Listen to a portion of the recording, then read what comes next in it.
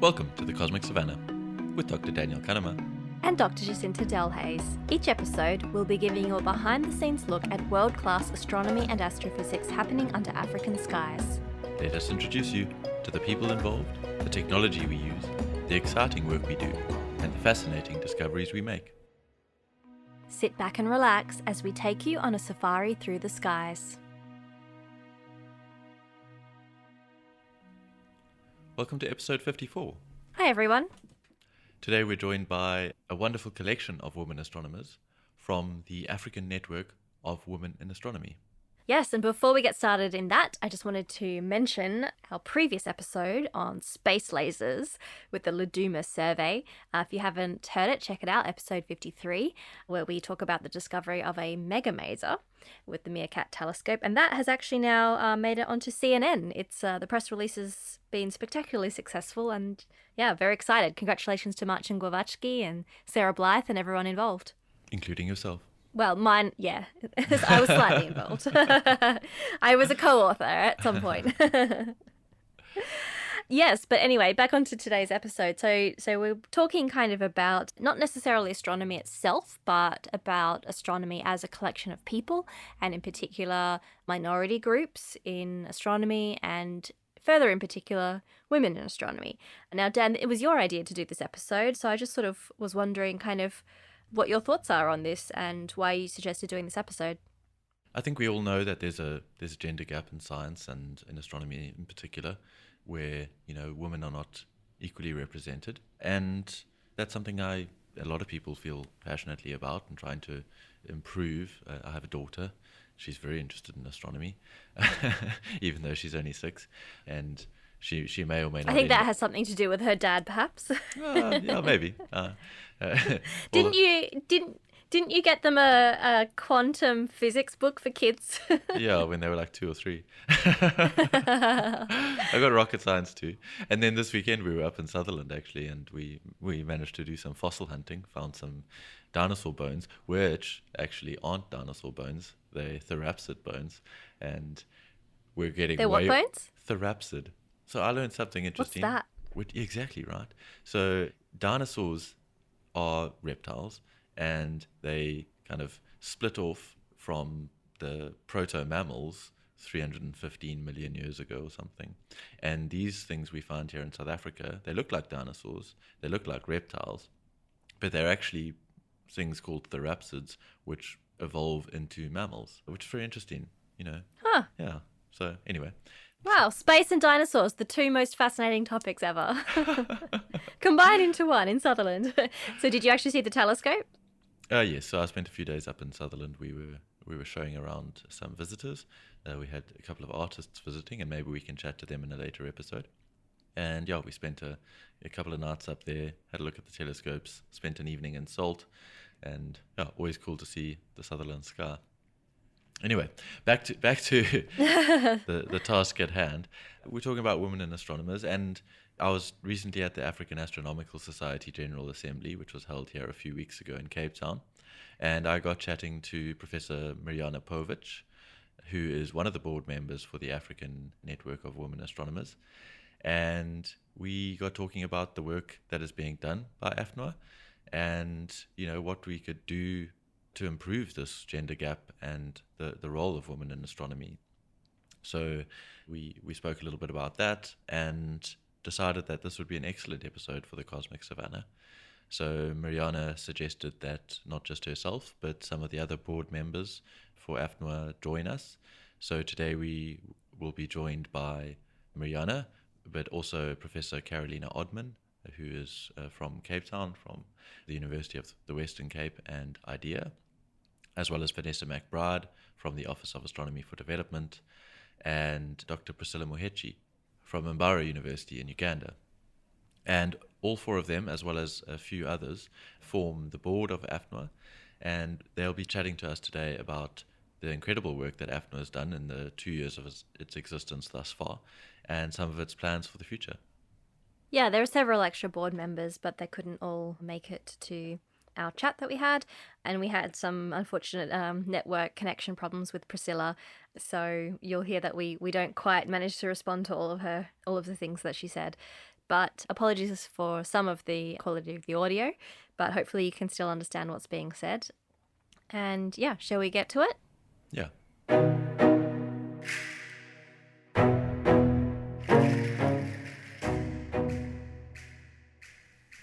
So today we are joined by the board of the African Network for Women Astronomers. We're joined by Professor Mirjana Pović, Professor Vanessa McBride, Professor Carolina Ödman, and Dr. Priscilla Maheshi. Welcome to the Cosmic Savannah. Hi, everyone. Hello, thank you very much, guys, for inviting us. Mirjana, perhaps you can start and just introduce yourself, maybe some of your work. And then I know that there are 7 members on the board. Perhaps you could just mention the other members who weren't able to join us today. Yes, thank you, Daniel. So I'm an assistant professor working at the Ethiopian Space Science and Technology Institute, and also as an associate researcher at the Institute of Astrophysics of Andalusia in Spain. And since 2017, I've been also honorary lecturer at Barara University of Science and Technology. My field of research is extragalactic astronomy, so I'm focused on studying the properties of active galaxies in particular, and then I dedicated quite a lot of time on studying the morphological properties of galaxies, star formation in galaxies, and then properties of galaxies in galaxy clusters as well.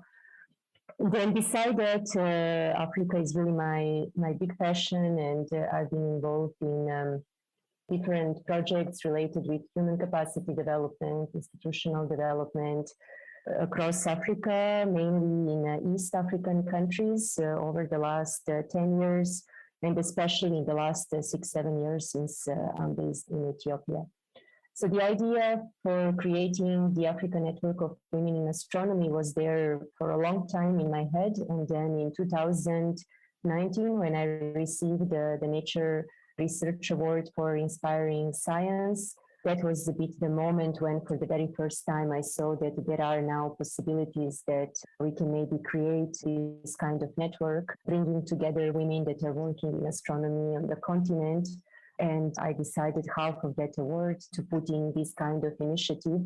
And that's actually how all the process started, you know. So I got in touch with, at that time, 5 women that I knew from before. I knew how energetic they are, how motivated and inspired they are. And I know that we are sharing a bit the same vision and ideas that we do want to empower girls and women on the continent through astronomy. And also, as I mentioned previously, to bring women that are professional astronomers together so that we can really guarantee the active participation of women astronomers in all the development of astronomy that is currently going on, you know, being really one of emerging sciences on the continent.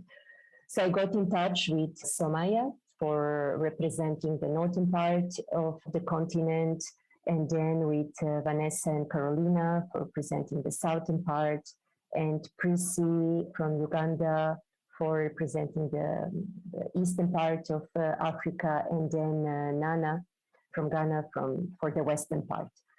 Then recently, a few months ago, Salma, also from Senegal, she also joined us. So now currently we are 7 board members under AfNWA. Thanks for that, Mirjana, and congratulations on your award. We will now move on to Vanessa, who is might be a familiar voice to some of you. She was our guest on episode 26 of the Cosmic Savannah. So welcome back, Vanessa. For any of our new listeners, could you introduce yourself again and tell us a little bit about yourself, and tell us about some of the aims of the African Network for Women in Astronomy? Thanks, Jacinta. Hi, Dan. Yeah, I'm Vanessa McBride, and I'm from the Office of Astronomy for Development. I'm based in Cape Town in South Africa, and I also have positions with the South African Astronomical Observatory and adjunct associate professor at the University of Cape Town. So I think when Mirjana came to us with the idea of, forming this network, it was really something I think that all of us as board members were quite passionate about. And, this idea was kind of a great vehicle to move that passion forward. And so I think, one of the things that is a key focus of the committee, or the subcommittee of the African Astronomical Society now, is really to provide those important opportunities for networking for women, right? To be able to access a network that can provide, for example, career advice, or can provide an introduction to someone who might be looking for a job in astronomy, or who could provide a network for dissemination of opportunities, whether it's for graduate studies or whether it's for resources to help with anything related to astronomy or science. So I think those are some of the important aspects that we wanted to look after in our community, our growing community of women in astronomy in Africa. And so kind of to do that, we've got various ways, through, for example, a mailing list, which we use to disseminate some of these opportunities, but also through, visibility at the conference and on the website of the African Astronomical Society, and the website that Carolina has set up for us, which is AfNWA.org. Thanks, Vanessa. Carolina, perhaps you could address the next question, firstly just introducing yourself.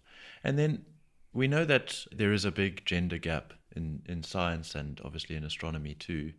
And I know that AfNWA is not only for women astronomers. I'm a member of AfNWA myself, proud to say. And perhaps you can just talk a little bit about that gender gap, why it exists in astronomy and science in general, and what AfNWA is trying to do to try and reduce that gap. Hi, everyone. My name is Carolina Ödman. I am an associate director in charge of development and outreach at the Inter-University Institute for Data-Intensive Astronomy. And I'm also an associate professor at the University of the Western Cape. So there is a large gender gap in science, as most people know. But I think it's also clear that the gender gap is not due to a lack of interest in science from girls' and women's sides, but rather the result of systemic issues, the involuntary consequences of having tight-knit networks like sort of boys' clubs and things like that. And people, because astronomy is a very collaborative science, and people like to collaborate with people they like and they like associating with and so on. And so the historical gap comes from the fact that professorships and academic positions were originally only available to men. It's in the history of science, it's rather a fairly recent development that women are even acknowledged when they contribute to science. It is a fantastic career to have, to be a researcher in astronomy, and women are obviously just as good at it as men. And so what we're trying to do to address this massive gender gap is to strengthen the position of women in astronomy through networking. This network is really playing the role of a glue among African women in astronomy, especially in Africa, where we can be quite isolated from one another. And so it's very important for us to stay in touch with the latest development, stay in touch with opportunities, raising awareness of women astronomers across the continent among groups who wouldn't necessarily, say, think about them. And as you said, Daniel, we're very inclusive. Our membership is not limited to women at all. And I think we very much invite men in this conversation and are very glad to see that quite a few men have joined the network indeed. Thanks for that, Carolina. And last but not least, we have another familiar voice, Priscilla Maheshi from Umbara University. And we spoke to Priscilla in episode 10, which was one of my favorite episodes ever. And so we actually reran that as episode 44 recently. Welcome back to the Cosmic Savannah, Priscilla. Thank you, Jacinta. And I'm glad to be back on the Cosmic Savannah.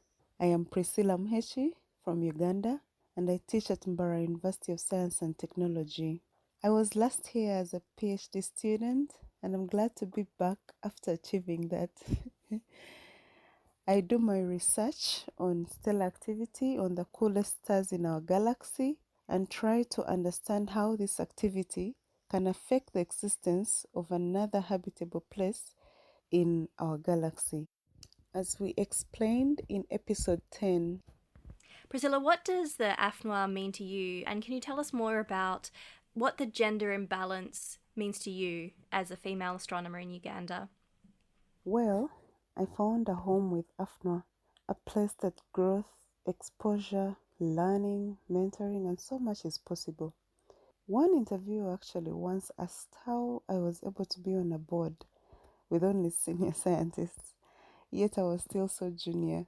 And all I said was, it's because they are not just sowing seeds for today, but also for the future generation. We can only be better than who we are through the right mentorship and support. And this is exactly it. So, as it is world over, gender imbalance is as real in Uganda. You have to work so hard in order to prove yourself, your worth, as compared to most of our male counterparts. Sometimes ideas and thoughts are not just considered for their worth, but sometimes tagged to the gender of the person presenting them. And of course, this is a big problem. Astronomy in particular is still a developing field in Uganda, but of course, the imbalance in gender is already visible. Out of the approximately 10 PhDs in astronomy in Uganda, only 2 of us are females. And that's why we are trying by all means to reach out to as many girls as we can so as to bridge this gap. Thanks, Priscilla. Carolina, you and Vanessa both mentioned some of the activities, including the wonderful website you've put up to strengthen the network. What are some of the other activities that the AfNWA is aiming to do or has already undertaken in the last year since its establishment? Mirjana, perhaps you can answer that. Yes, thank Daniel. I have to say that when we officially started in January 2021, we had like a very ambitious list of activities that we planned for the last year. And all of us, we are so happy and proud that actually many of the activities we managed to carry out during the very first year, taking into account that all of us are volunteers and all of us are extremely busy as well. So basically, besides just a lot of effort that has been there in creating the network, in launching the whole initiative, then the other activities that we started, one of those was starting with the virtual trainings. So Priscilla, Maya were mainly behind that. So in 2021, we organized free virtual trainings, improving the CV writing, and then one training in how to make the successful presentation that Jacinta was the one who gave the training, and we are really grateful for that. That really had a great impact. Then we also organized several sessions about women in astronomy in general, not only AfNWA. One of those was organized also last year in December under the Africa-Europe Summit preview. And we had a 3 hours session about not only AfNWA, but about women in science movements in Africa in general, with 11 societies, networks that have been presented in STEM in general. We also organized a special session about women in astronomy in Africa during the 6th meeting of East African Astronomical Society last year. We also started with outreach activities. So we asked members to basically record a small video that now we are trying to put everything together, and then that can be used in primary, secondary schools for promoting astronomy, but also for giving more visibility to women in astronomy and science. And one of the big activities for the last year that we managed to do was to actually start with AfNWA Awards. So Vanessa was the key person in running that. We believe that these awards that are given to early career and then senior astronomers, female astronomers on the continent, will really give, on one side, more visibility to the work that women in astronomy are doing, but on the other side also inspire many others. That was the principal aim of the awards. So these are some of the activities that we launched last year. For this year, we have also big plans. We have one big activity that is preparing the very first book about women in astronomy in Africa. And we want that book to be finished and published just before the 2024 General Assembly.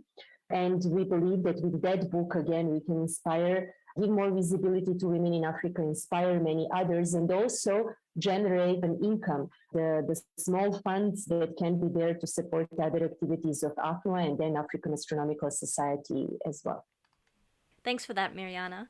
You mentioned the awards, and of course this year the inaugural awards were given out, and South Africa's Professor Renee Kraan-Korteweg is the first winner of the African Network of Women in Astronomy Senior Award, and Burkina Faso's Dr. Marie Kosaga received the Early Career Award. Vanessa, I know that you had a lot to do with setting up these awards. Can you tell us a bit more about what the idea was behind them, and what are your thoughts on that? Thanks, Jacinta. I think the idea with the awards is really to echo what Mirjana's just said, but to recognize the scientific achievements of women who are working in the astronomy arena in Africa, but also to recognize the contributions that they've made broader than their research. So often these women have paved the way for other women or students or people who are not able to access astronomy, or have really worked to grow the field somehow. And so our idea with the awards was to recognize those contributions, but also to provide some support, some financial support. So the awards come, of course, with the publicity of them, and they also come with a financial award, and that's been made possible through the AfNWA budget that Mirjana spoke about, the award that she won, but also through the support of the International Science Program of Uppsala University in Sweden. Yeah, so these are really an opportunity for recognition and for inspiration of women who are working in this field. We also have had a really fantastic input through our panel of adjudicators for the award. It's really a very high-profile international panel that comprises actually 3 either present or past presidents of the International Astronomical Union, all of whom are actually happen to be women on this panel. So I think it also, having such a high-profile panel provides the awards with its own sense of prestige, and really means that those who are winning these awards can be incredibly proud of these achievements. So we hope to offer this Early Career Award on an annual basis going forward, and the Senior Award probably either every second year, or that's still to be decided. Brilliant. Thanks, Vanessa. And congratulations for achieving. I hope that it's something which really becomes established, and I'm sure it will be incredibly prestigious going forward. Priscilla, maybe you can just tell the listeners how they can get involved, both male, female, and how they can find out more about AfNWA and what we as astronomers can do to support this endeavor. Oh yeah, we welcome everyone to join us, as the efforts of AfNWA need to be a concern of all, not only those who identify as females. You can join us by filling out the membership form on our website, and also visit the website, that is www.afnwa.org, to get more information about AfNWA, our activities, our goals. And of course, by joining us, we know that there's a lot to learn, there's a lot to share. Despite your gender, we can always learn from each other on how we can improve the status quo of females in astronomy, especially in Africa. I think astronomers need to take on the mandate of AfNWA with keen interest. This is possible through supporting supervision and mentorship of female students, sharing opportunities for advancement in career and research with these students, advocating for support for ladies who have taken breaks for family and all other social responsibilities. As we are aware, in the African setting, there is so much expectation that a lady who finishes at least their first degree should think about having family. And so most girls or ladies have been put in a position where they have to choose between the two because of conflict of interest. And of course, because they don't want to live with the stress of you're not sure where you're belonging, they tend to give up one thing for another. So if it were possible to offer as much support to such a portion of ladies who would want to venture into both maybe family and research or advancement in career. It would be very good, because sometimes it's not that people want to really take breaks, but because circumstances are not favorable, they end up taking breaks and or leaving the career forever. Yet actually there's so much that they could have contributed to science through their research and through their advancement in career. And then also, sometimes if these people who take breaks want to resume their career, they find so much challenges, especially with getting scholarships because of the career gap, because of, for instance, age. And yet I think sometimes it's not just about the gap, it's not about the age, but it's about the ambition, it's about the dream of this person, and if they're ready to work for it.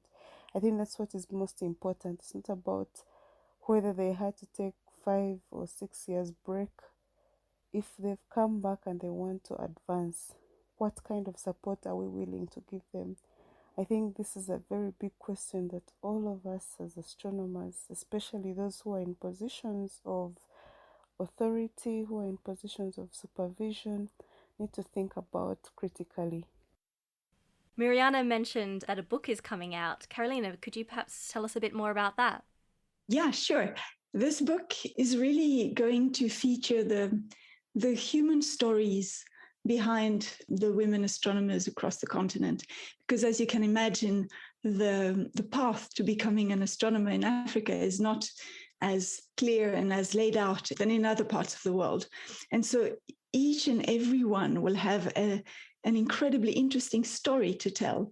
And those are stories of resilience, stories of courage, stories of passion, and stories of science. And so that's really what we want to highlight with this book, and to show also the diversity of women astronomers across Africa, because it may sound like, just one category, if you will, women astronomers in Africa, but within that is an incredibly beautiful diversity of people that we look forward to showing.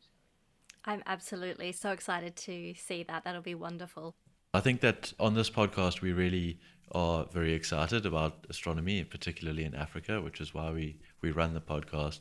And this is just one of the many, many projects which is happening in Africa, in every part of astronomy.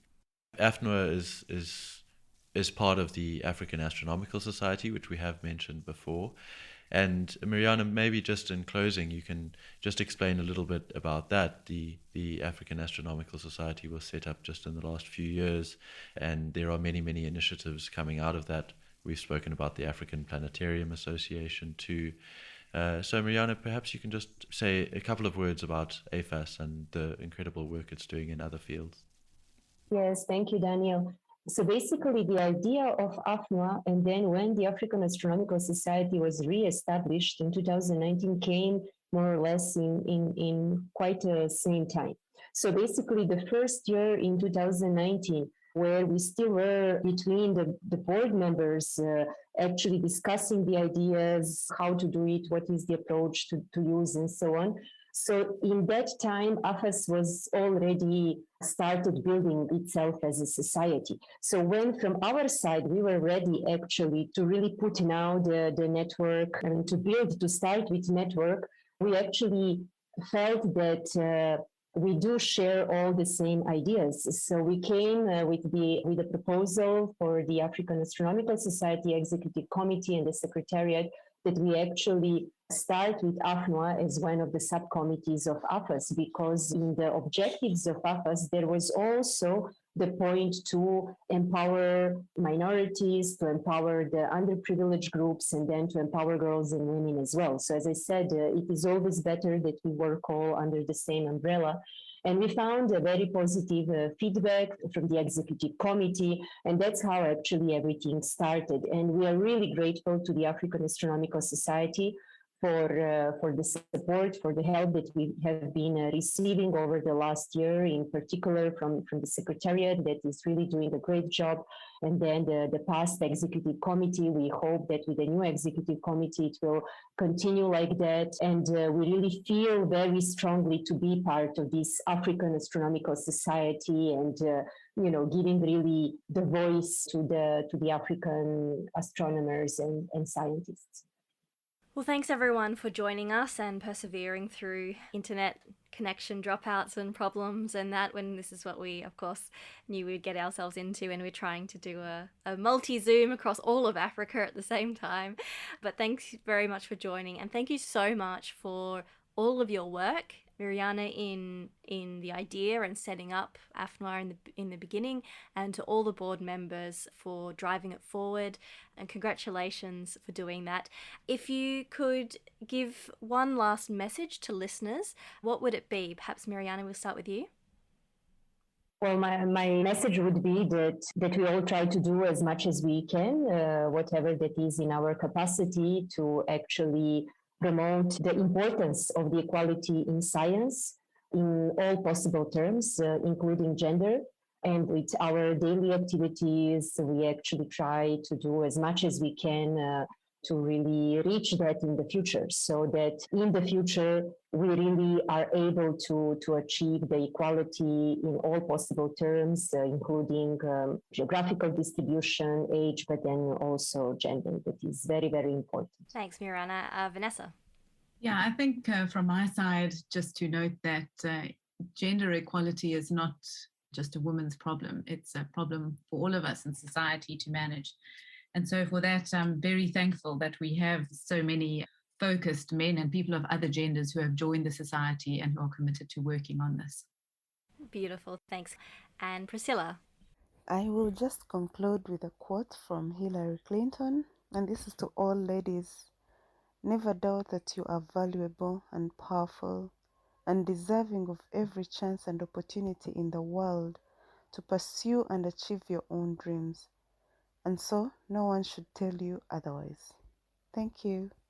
Thank you. And Carolina?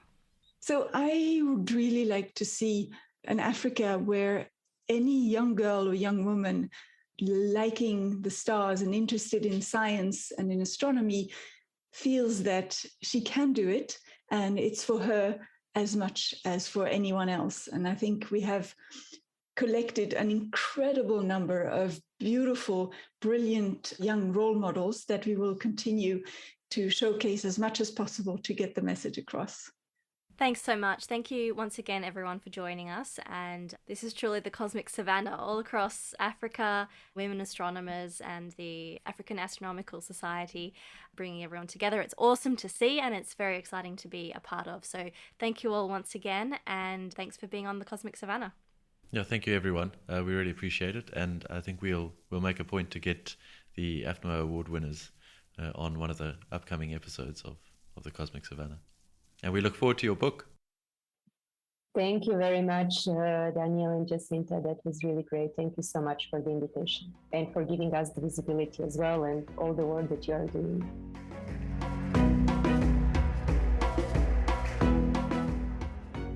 Well, thanks for organising that, Dan. A lot of really impressive women there, really excellent role models, and really leading the way for many other women to join astronomy in the African continent, which is really exciting. Sort of as a woman in astronomy myself, I never really had a female role model, especially during kind of my PhD years, undergrad and PhD, and I never really, I mean, you never really miss what you've never had, and so I certainly didn't see it as an issue. I definitely had amazing male role models, but then kind of moving into my postdoctoral positions where both of my subsequent hosts were female astronomers, and just it does make a difference to be able to talk to someone who's kind of had some sort of similar life path to you and has similar issues, and just having that support, it really does make a difference. Do you feel like it's improving? I feel like it is, yeah, definitely. I think with every generation, things certainly improve. The percentages of women in the areas improve. Obviously, it's very dependent on the institutes themselves, on the countries themselves. You know, I've lived and worked in countries that were kind of less progressive in that way and more progressive in that way. But I think as a whole, it's definitely moving towards positive things. Myself, I've never really had an issue at all with regards to my gender. If anything, it's perhaps even been a bit of a positive, because I guess I could stand out. I definitely was one of the few women in my classes, in my workplace for quite a long time, but that's for myself in my personal situation has proved a lot. But I definitely know of a lot of female colleagues who have had some really tough times. And so these issues are real. It did take me quite a long time to realize that, because I was just very fortunate to never have had gender-based issues. But now I know a lot wiser and I know how lucky I am. But having said that, I do think that the culture is changing for the better. Yeah, and I really liked what Vanessa said, in that gender equality is not just a woman's problem. It's not something that, you know, women should be aiming to achieve. It's a problem for all of us. And the fact that AfNWA is not just for women and for men to join too, we should probably aim for equal representation in AfNWA. You know, it really is everyone's concern and something we should all be pushing to improve. Yeah. So what do you think is the role of men in the fight for gender equality? What are your thoughts on that? I think that the one thing that men can really do, and it's the same for anyone in a position of privilege, is firstly just to recognize your position of privilege, and that others may not be in such a privileged position. And once you do that, you realize that other people may be struggling just because of their gender, their race. They may be having a different experience to you. And having that awareness can definitely help in empathy for a start, and being a little bit more understanding of other people's challenges. And then it allows you to address them. So trying to encourage and support people as much as possible. And you know, we spoke about it a couple of episodes ago in terms of mental health. And I think that it's a similar sort of thing. You really want to be aware of other people's situation and how you can possibly help them. Yeah, and to be proactive in that process as well, rather than kind of passive. And I think that's what makes a big difference. So I would just like to say thank you, Dan, for initiating this episode. I think that's really meaningful to me, and I'm sure to many other people. And so that's one great example of how to help, is to sort of provide a platform for people in minority groups. And certainly talking about things like this has helped me to do so for people in other minority groups that I'm not part of, such as different races, different community, the LGBTIQ community, and sort of things like this. Yeah, and so I think it's always important to be a proactive ally to others, which I think is great. And just wonderful to hear all the work that's been done by AfNWA.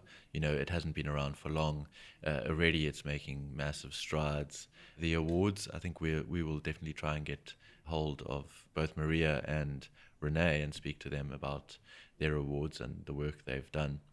But, you know, just really bringing women to the forefront and allowing a safe space for young women astronomers to create a network, find encouragement and access the tools and resources they need to succeed. Yeah, and I also wanted to give another shout out to Mirjana. She was very sort of humble, but she's actually received so many awards, and what she does is really incredible. Yeah, absolutely. So, you know, we spoke to Mirjana, and she's, you know, based at the Ethiopian Space Science and Technology Institute. But she was also the inaugural laureate of the Nature and Estee Lauder Inspiring Science Award, which she was awarded in 2019, as well as the inaugural Jocelyn Bell Burnell Inspiration Medal in 2021. And, you know, just really recognizing the work she's done in developing astronomy and science and education as a path out of poverty, and just trying to improve the quality of life for young people in Africa. It really is admirable what she's doing. She's dedicated her life to this, and she's based herself in Africa so that she can do the best possible job.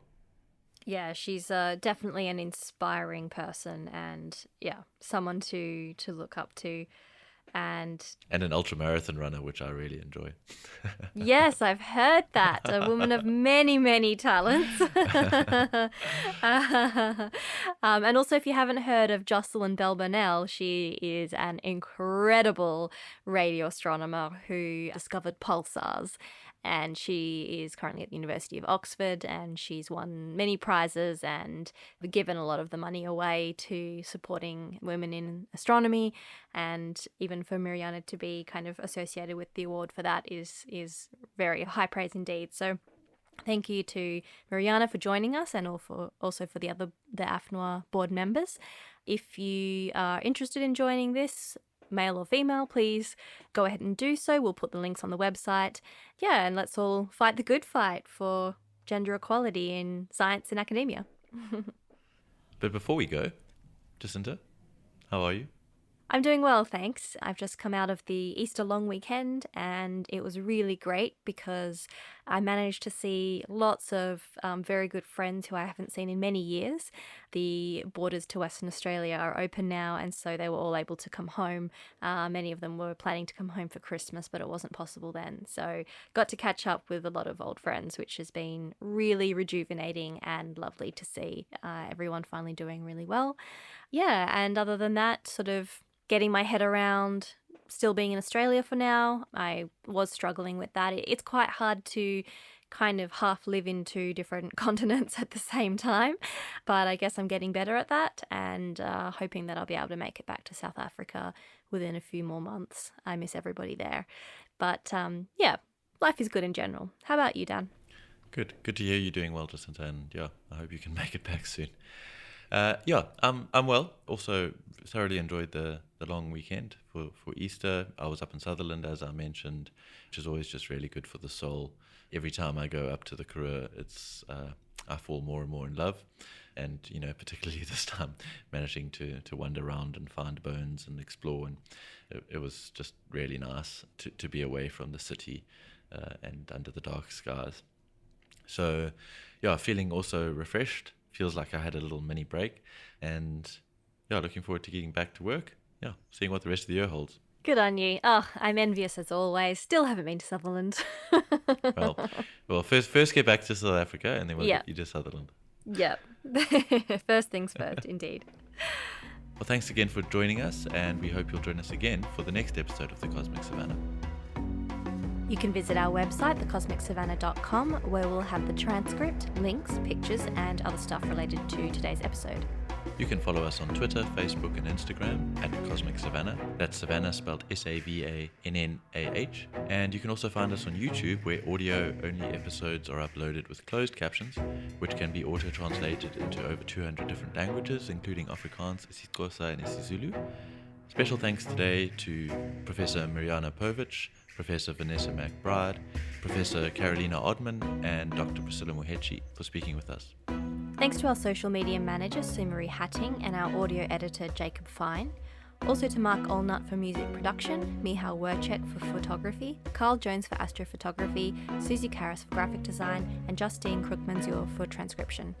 We gratefully acknowledge support from the South African National Research Foundation, the South African Agency for Science and Technology Advancement, the South African Astronomical Observatory, and the University of Cape Town Astronomy Department. You can subscribe on Apple Podcasts, Spotify, or wherever you get your podcasts, and we'd really appreciate it if you could rate and review us and recommend us to a friend. And we'll speak to you next time on The Cosmic Savannah.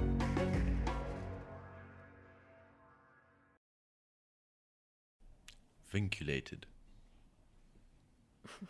Unique New York, unique New York.